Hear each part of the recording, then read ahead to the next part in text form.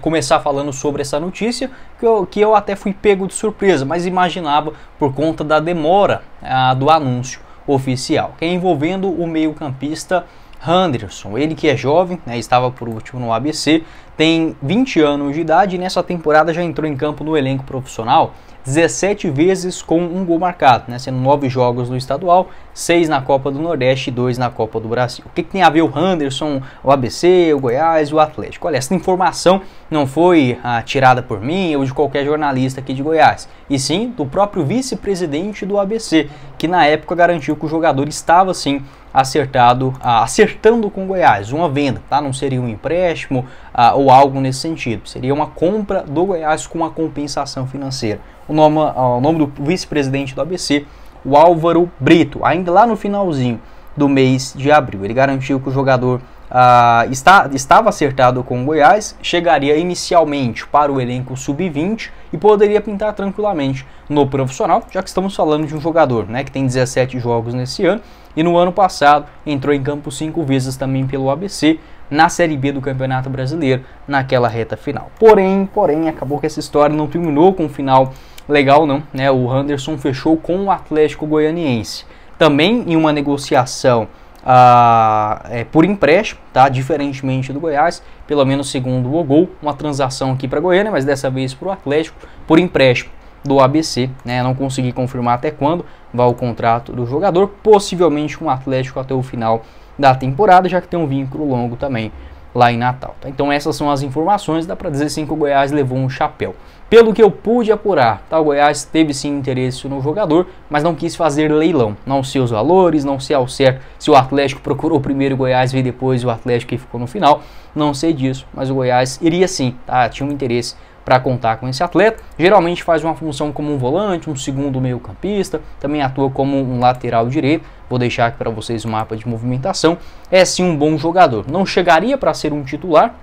Nesse momento da temporada, o mais natural seria que o Henderson atuasse no Campeonato Brasileiro Sub-20, já que o Goiás tem jogos difíceis, Flamengo, Fluminense, Botafogo, São Paulo, então é um nível interessante, mas tranquilamente poderia pintar na Série B do futebol brasileiro, até porque já tem esta, digamos, uma certa experiência. Pode deixar o seu pitaco aqui embaixo também nos comentários. É um jogador que eu gostaria sim, tá, de ver aqui no Goiás. E outro ponto também é que o Atlético ele vem descobrindo bons jogadores no futebol brasileiro. O Goiás também, tá? O Goiás tem os seus acertos, como por exemplo, sei lá, no ano passado o Morelli, mas eu vejo que o Atlético ele acerta mais em jogadores que ninguém dá absolutamente nada, como foi, por exemplo, sei lá, aquele zagueiro João Vitor, ex-Corinthians, aquele zagueiro Natan, ex-Atlético Mineiro, se tornaram grandes jogadores. Dentro do atual elenco também o Atlético tem alguns caras que assim, ninguém dava nada, como aquele zagueiro Alex, que veio do Nova Iguaçu, e hoje o cara jogando bem, tá em uma Série A do Brasileirão. Então penso que o Goiás, assim como o Atlético, já conseguiu descobrir aí bons jogadores, igual o Baralhas, por exemplo, veio do interior de São Paulo. Penso que o Goiás também deva adotar uma filosofia nesse sentido, não em apostar de qualquer jeito, mas ter um certo critério, tá? Contratar jogadores um pouco mais jovens, que tenham demonstrado um bom futebol e se resguardar também da situação contratual. Pelo que eu apurei, o Henderson também chega para o elenco do Atlético, inicialmente para o time sub-20. Para finalizar o nosso vídeo de hoje, eu quero falar sobre um meio-campista mais experiente que eu faria essa indicação para o Goiás, tá? Na sequência da temporada, está livre no mercado, ou seja, ele pode fechar com qualquer clube, mesmo com a janela de transferências já encerrada. Estou falando sobre o Matheus Vargas. Experiente, ele tem 27 anos de idade, estava por último no Juventude, subiu no ano passado, 17 jogos e 2 gols marcados, soma passagens também pela Ponte Preta, Atlético Goianiense, onde jogou muita bola naquela Série A de 2020, foram 4 gols em 45 jogos naquele ano. No Fortaleza também jogou bem a Série A de 2021, acabou dando uma queda, no Sport no ano passado não foi tão legal, mas conseguiu acesso com o Juventude, chegando no segundo turno. Eu gosto desse jogador, geralmente ele faz mais uma função de fato como um camisa 10, se fosse para comparar com o atual elenco, eu acho o Matheus Vargas até, de certo modo, parecido com o Rafael Gava. Acho que ele finaliza mais em direção ao gol, atua em uma região mais avançada no gramado do que em relação ao Rafael Gava, mas seria uma boa escolha. Eu entendo também que o Goiás, o Gava foi sim um excelente achado, tem aí o Regis, que ainda não estará à disposição, tá, nessa rodada da Série B, mas deve ficar disponível logo em breve, no máximo 2 semanas, 10 dias. Então o Regis também será uma opção tanto para a meia esquerda quanto também a meia central. Aí com o Rafael Gava jogando muito bem, fazendo essa função de um segundo volante, acho que essa necessidade urgente de um camisa 10 acabou cessando no Goiás. Mas uma alternativa que está aí é o Matheus Vargas, também pode fazer essa função como um camisa número 8, 27 anos, como rescindiu o seu contrato no Juventude antes do encerramento da janela de transferências, né? Ele encerrou seu contrato justamente no dia 19 de abril. Segundo o regulamento da CBF, do site Folha Press, o jogador pode ainda assinar com qualquer clube do futebol brasileiro, por isso rescindiu com o Juventude no último dia, né? Porque senão não poderia mais. Uma situação, por exemplo, parecida com o Davidson, né? Que não pode se mudar agora.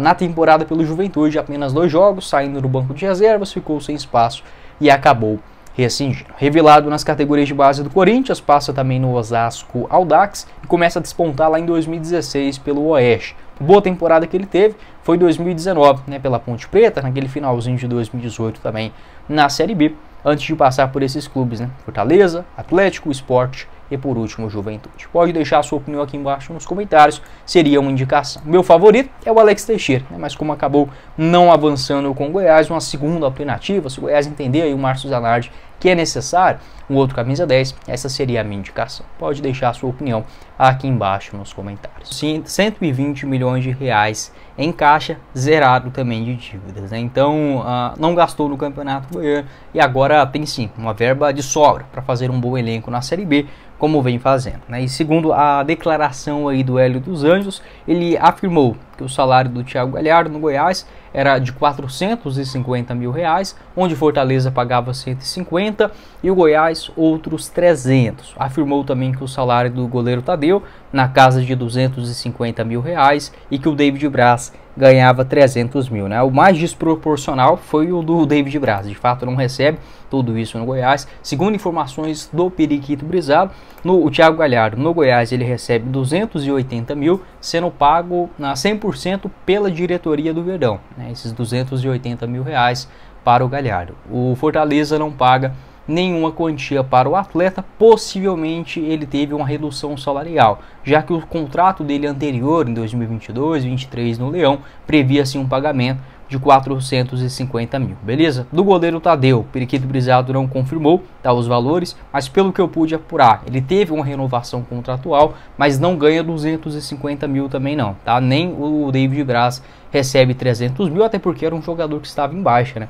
No Fluminense não vinha sendo, digamos, um titular, tá? Pelo que eu apurei, o Tadeu e o David Braz fica aí nesta faixa, tá? Entre 130 a 150 mil reais até uma faixa de 180, tá? Não passa de 200 mil não, nem o goleiro, nem o zagueiro, tá? Mas são sim salários altos para uma realidade de Série B do Brasileirão, onde o Goiás pode sim gastar. O único ponto de fato verdadeiro na entrevista e, digamos, mais verídica, né? Ele pode se equivocar nos valores, faz parte. Não estamos falando aqui de um valor dobrado ou algo nesse sentido, tá? Não acho que ele queira causar tumulto no Goiás, não.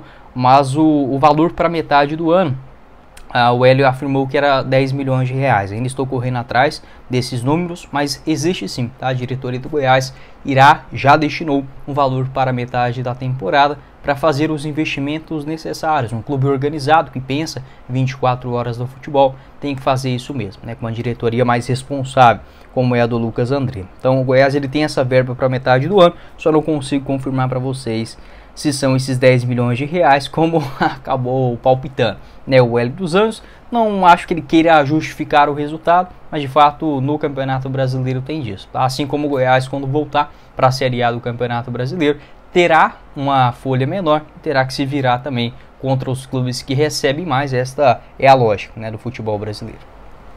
Outro ponto também que o torcedor acaba se perguntando é o seguinte: ué, mas se há 40, 50 dias atrás o Hélio disse que não trocaria o Paysandu por qualquer coisa, por que agora então está enaltecendo os valores pagos pela diretoria do Goiás? É de fato um ponto interessante. O ser humano ele é hipócrita mesmo, tá? Não o Hélio, não só eu, mas como você, todo mundo, tá? Faz parte. Um sistema até mesmo de defesa, né? Então quando convém, a gente acaba falando coisas que são mais agradáveis para nós mesmos, né? Faz parte. Acho que o Hélio colocou isso muito bem, tanto nessa entrevista, né, dando meio que uma explicação, e faz total sentido, né? Acho que não precisa ir lá e pontuar os valores de quanto recebe, mesmo você sendo o maior técnico da história do outro clube, né? Acho que não precisa fazer isso.